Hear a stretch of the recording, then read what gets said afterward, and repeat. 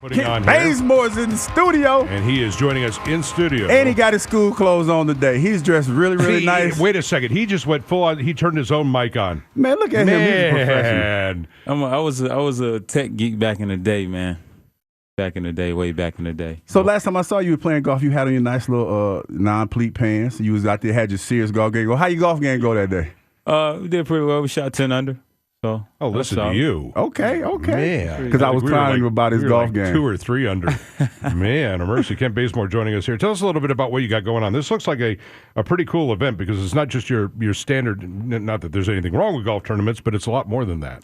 Yeah, I have a weekend here in Atlanta, Alms Foundation weekend, starting August 6th through the 8th. And we got some pretty cool venues and some pretty cool events. August 6th, we're starting at the Painted Pen for a little bowling tournament for charity. August 7th, we got Uno at the Fern Bank. So, and for those 2 events, we have spectator tickets for like $25. So you can just come hang out. You don't really have to play. Free food. You get to meet some of the pristine people in the area. So I think it's gonna be a really good time. And then August 8th, we have a golf tournament at Joy Hills. My team is pretty loaded, so I think you should bring it back. Yeah, but I'm going to get you an Uno. I'm going to make you draw 4 all the time. I'm going to draw 4 is going to be. Who thought of putting the Uno tournament? Because that, to me, that was the most creative thing that I saw. Is like nobody respects the game of Uno. Do you have a mean Uno game? I have a mean Uno game. I actually finished the season as a champion. And to give credit to who I did was my agent, Austin Walton, came up with the idea. Austin, where's Austin? Is he here? Yes. Austin, look at you with the creative ideas. Yeah, so, we started playing it during last season. And, it just grew. We play it a different way. It's a lot more intense. I think the fans get a kick out of it. So how did you get your foundation started? I know everybody has a foundation, but what was the cause that you got behind to start your foundation? Well, coming from where I'm from, town of 260 people, graduating from Old Dominion. When I first played with the Warriors, I realized this like huge platform I had, and I wanted to take full advantage of it. And so many ways to make a difference. Why not start a foundation instead of me having to go out and spend all my time. I wanted to be something global, something that has a ring to it. When people see Alms Foundation, it should stand for something. And quite frankly, when I leave the game of basketball, I want to have something to go into. And I think my foundation is a great start. I can really take that and just right off into the sunset, just, doing something I'm passionate about, which is, giving back. Ken Bazemore in studio here with John and Hugh on the morning show on Sports Radio 92.9 The Game, of course, flagship station of the Atlanta Hawks radio network, and for a long time, too, had the announcement that we're going to be partners together for a number of years. All right, let's talk a little basketball. Basketball. Dwight Howard.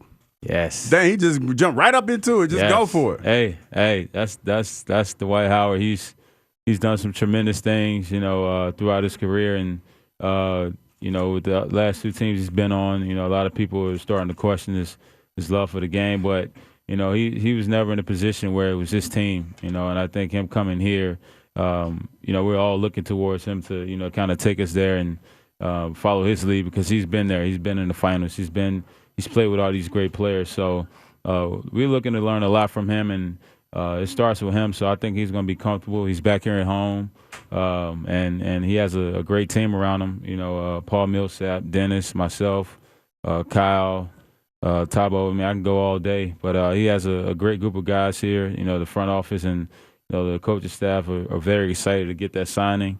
I think anytime you get someone as dominant as he is, it gives your stuff a chance, and I'm like elated. I'm so ready to get the season started. Again, I got to ask you, never talk about another man's money. I never do that. But I remember back when I was going through free agency and everything, I took the biggest check that I could find. You didn't do that. No. And a lot of people commend you for that in this day and age. What made you stay in Atlanta? And you didn't get all the money that you could potentially gotten in free agency. So what made you stay in Atlanta? Just balance. One thing I've learned, I just turned 27, and one thing I've learned that's super important in life is balance. And you can make a ton of money in a not-so-cool city on a bad team and be miserable. So, I took it upon myself to kind of, find that balance. I've been here for 2 years. I've started to, kind of plant my roots here, sow some seeds in the area.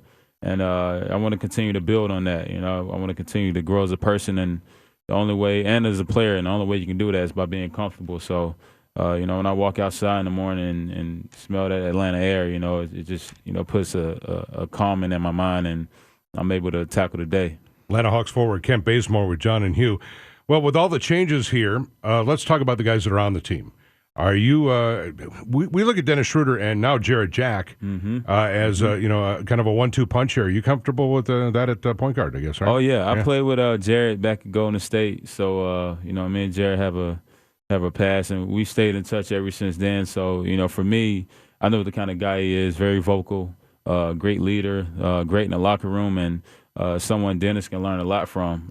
You know, Dennis is a special player. You know, the fight he brings every night, defensively, you know, he's one of the best guards in the league, and you know, he's still growing. So, you know, that's somebody you want to kind of, you know, shape your franchise around. You know, he's young, and we always trying to move in the right direction. So, you know, going with Dennis was, you know, a great move by the Hawks, and I'm looking forward to, you know, kind of watching him pick up the point guard full court every night. So that's what he does, and that's what he's really good at. I just want to say that from the Solomon Brothers Diamond text line, ATL says, happy belated birthday. And you know, you talked about Dwight Howard earlier. It sounds like you're really excited about the season. How do you see him helping your game evolve as a player?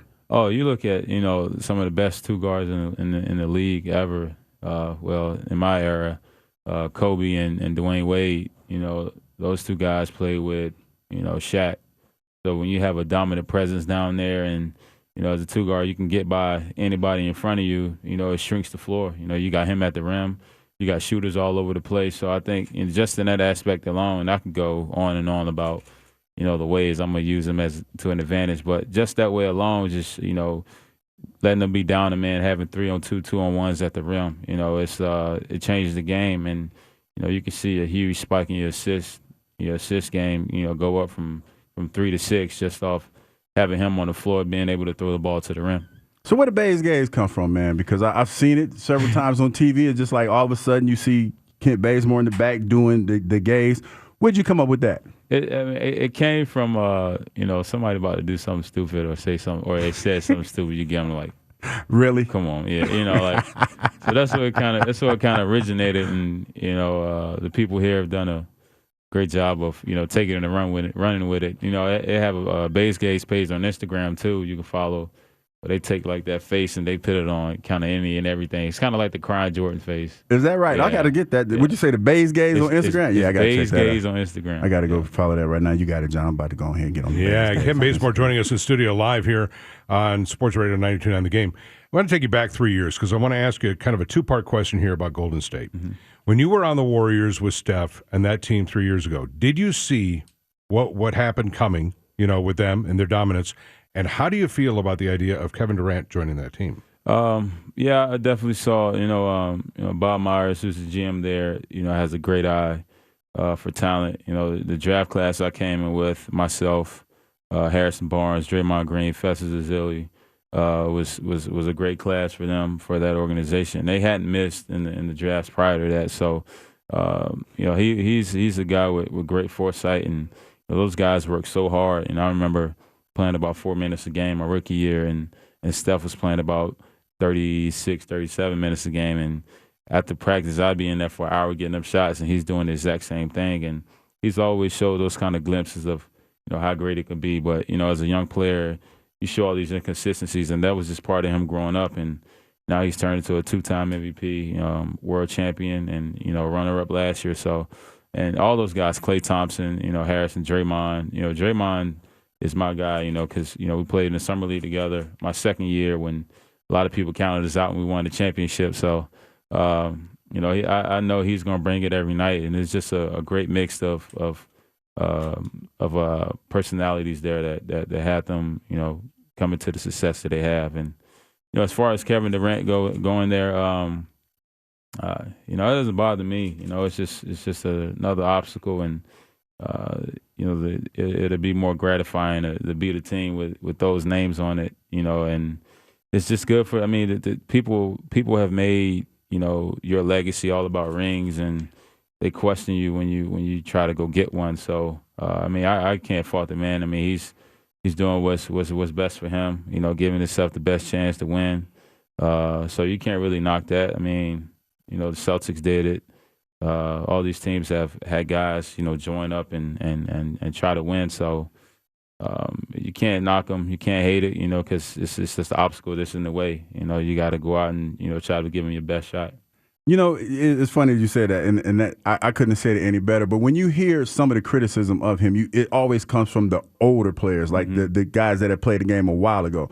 How does that make you feel when you hear, like, you know, your mentors and the guys that you grew up watching talk bad about the players going out and try to get a ring, something that some of these guys have never attained? Does it make you feel some kind of way when you hear them say some of the things they say? Well, it's a delicate situation, you know. One, because, you know, we pay homage to those guys who kind of paved the way for us, but the game has evolved, and, you know, the game has changed, and you need, you know, basically super teams to win these championships, because it's just hard. You know, beating the team 4 times, you know, is hard. Winning 16 games in the postseason after you played, you know, 105 games, it's hard. And you need, you know, guys that can shoulder the load when you aren't feeling it. You know, Kevin Durant had Russell Westbrook, and, you know, after that, you know, it kind of fell off from there. But if he having an off night, now he has Steph Curry, now he has Klay Thompson, now he has Draymond Green. I mean, he's just, you know, taking off the wear and tear on his body, taking off, you know, just releasing the load off his shoulders a little bit. And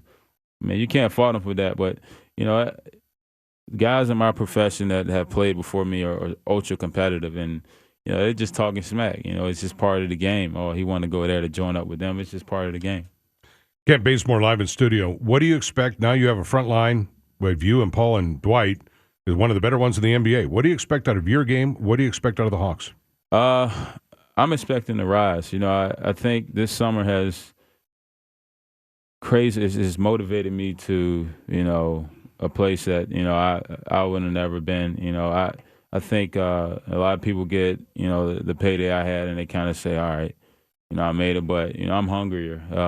I'm more motivated. I've, you know, started an entire year. I know what to expect, and I know the kind of holes I need to, you know, improve on in my game. And I get Paul Millsap, and then I get Dwight Howard down there. I get, you know, Dennis. I get Kyle, who's going to be healthy this year. So I am, you know, salivating at this opportunity to kind of, you know, hoist that trophy, because you watch these guys do it, and I've watched 4 teams do it, you know, since I've been in the NBA. And you know, when you're not in the NBA, you're rooting for a team. You know, I was a Laker fan, so you're rooting for the Lakers, and they win, so you get the gratifying feeling of them winning it. But to compete against these guys and see them hoist it for 4 straight years that I've been competing for the same thing is really driving me. So, you know, I gotta put this out because the Solomon brothers down in Texas, I picked up on it, but I see they want to ask me about it. They say you said something about playing the two guards. So that means you're moving to the 2? Well, I hope so. You know, I think adding Torian Prince, and, you know, and then I'm not Coach Bud. Coach Bud has all those cards up his sleeve, but I think adding some size, some length on the wing. Then we have Tabo.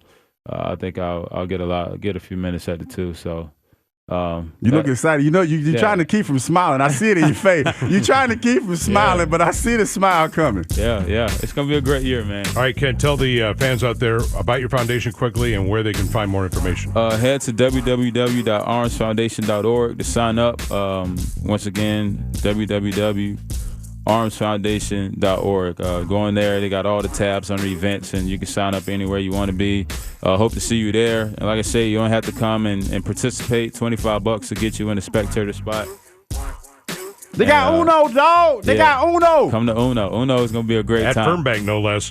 And we'll have all the information on our website at 929thegame.com as well, and you can follow it there. Ken, it's been a pleasure. Thank you. Thank you, gentlemen. Thank you.